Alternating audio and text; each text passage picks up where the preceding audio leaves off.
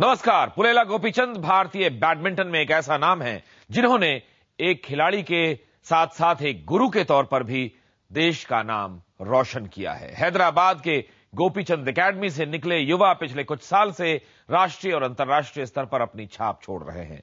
सरकारी उपेक्षा और पैसे के अभाव के बावजूद ये एकेडमी आज भी एक से बढ़कर एक स्टार दे रही है।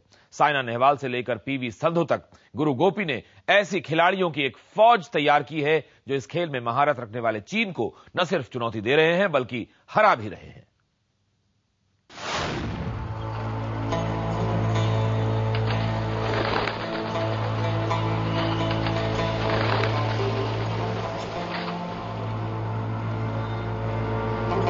हैदराबाद को भले ही निजामों के शहर के तौर पर पहचान मिली है, लेकिन आज के भारत में इस शहर को अंतर्राष्ट्रीय मानचित्र पर लाने में एक खास खेल और उसके कुछ खास खिलाड़ियों का बहुत बड़ा योगदान है।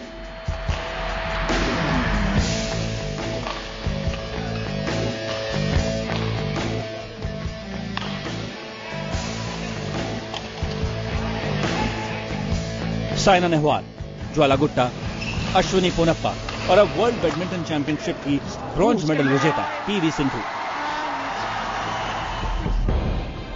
ये वो गोल्डन गर्ल्स हैं जिन्होंने भारतीय बैडमिंटन को नए आयाम दिए। बैडमिंटन फैक्ट्री के नाम से मशहूर हो रहे इस शहर से एक के बाद एक खेल के नए स्टार आ रहे हैं।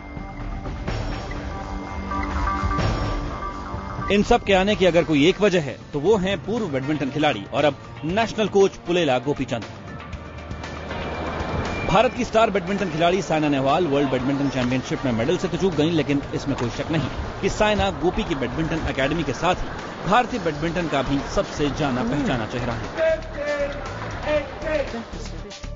मेडल भले ही एक ही आए, पर सिंधु, साइना और कश्यप की भारतीय तिकड़ी ने क्वार्टर फाइनल में जगह बनाकर ही इतिहास रच दिया। अपने गुरु और इस एकेडमी में रहते अकेले साइना ने ओलंपिक में ब्रॉन्ज समेत करीब 20 अंतर्राष्ट्रीय मेडल जीते हैं। इस दौरान वो करियर की बेस्ट रैंकिंग नंबर 2 पर भी आई। जाहिर तौर पर पीवी सिंधु के पिता ने वर्ल्ड चैंपियनशिप में मेडल जीत के पीछे कोच पुलेला गोपीचंद की बड़ी भूमिका को स्वीकारने में देर नहीं की। गुरु को भी ना थोड़ा दुख होता है अगर कुछ भी मेडल ना आए तो खुशी की बात यह है कि आखिर सिंधु ने काम दिखाई है एंड ये मेडल हम गोपी को अर्पित करते हैं। यही नहीं, बैडमिंटन के जानकार भी मानते हैं कि गोपीचंद की कड़ी मेहनत का ही नतीजा है कि आज हमारे खिलाड़ी इस खेल पर अब तक एकाधिकार बनाए रखने वाले चीनी खिलाड़ियों को टक्कर देने लगे हैं।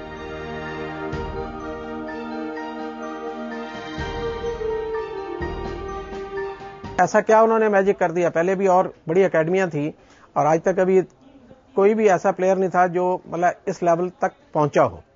तो ये उनकी मेहनत और प्लेयरों की डेडिकेशन के दोनों के साथ मिलकर ही उन्होंने ये सबसे बहुत अच्छा काम किया और इतना बढ़िया सेटअप वहां बनाया। बीते 2 दशक से चली आ रही चीनी खिलाड़ियों की बादशाहत को तोड़ना इतना आसान नहीं है, लेकिन गोपी की कड़ी मेहनत का ही नतीजा है कि भारतीय खिलाड़ियों ने उनकी छत्रछाया में ही 2 दर्जन से भी ज्यादा अंतर्राष्ट्रीय खिताब जीते हैं। टोटली फोकस्ड हैं बैडमिंटन के लिए। इन्होंने जो भारत को जहां पर ये ले आए हैं, इससे अच्छा काम आज तक मेरा नहीं ख्याल किसी ने किया होगा। 2001 के ऑल इंग्लैंड चैंपियन गोपीचंद को साल 2006 में भारतीय बैडमिंटन टीम की कमान सौंपी गई थी। गोपी के सामने लक्ष्य था 2010 कॉमनवेल्थ गेम्स। भारत में लगातार गिरते स्तर पर अपने पहले असाइनमेंट को गोपी ने जबरदस्त सफलता के साथ पूरा किया। भारतीय टीम को 2010 कॉमनवेल्थ गेम्स में 2 गोल्ड, 1 सिल्वर और 1 ब्रॉन्ज मेडल हासिल हुआ। It doesn't come out of the blue. It comes out of consistent performances. It also says the fact that it's been difficult for anybody at the world level to be consistent. ये भारतीय badminton की ऐतिहासिक सफलता थी।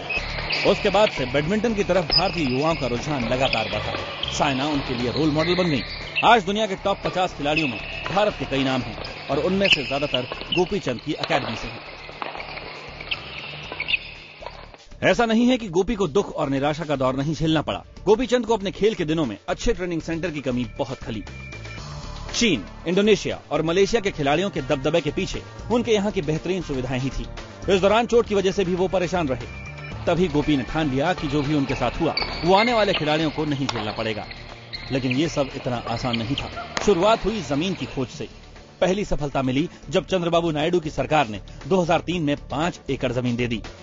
काफी जद्दोजहद के बाद एक व्यापारी निमागदा प्रसाद 5 करोड़ रुपए चंदा देने को तैयार हो गए। 4 साल के भीतर ही एकेडमी में ट्रेनिंग का काम शुरू हो गया। थोड़े दिन बाद ही देश के टॉप बैडमिंटन खिलाड़ियों ने हैदराबाद का रुख करना शुरू कर दिया। मेहनत रंग ला चुकी थी, स्टार पैदा होने लगे, मेडल मिलने लगे।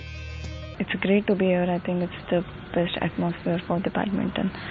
The players, the coaches are really great here. They really do very hard work on us, and they plan accordingly. The player, not the exact planning. Each and every player has a different setbacks. हालांकि इस बीच गोपीचंद को ज्वाला गुट्टा और चेतन आनंद जैसे senior खिलाड़ियों की आलोचना भी झेलनी पड़ी। प्राजक्ता सावंत ने यहां तक आरोप लगा दिया कि गोपी उनका करियर बर्बाद कर रहे हैं।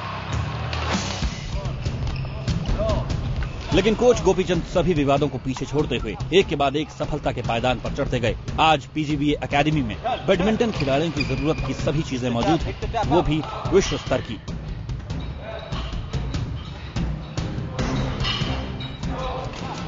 और इन सबसे अहम एक ऐसा गुरु है जो सुबह 4 बजे से लेकर रात 9 बजे तक खिलाड़ियों की हर सर्विस पर बारीक नजर रखता है। पीयूष तिवारी, IBN 7।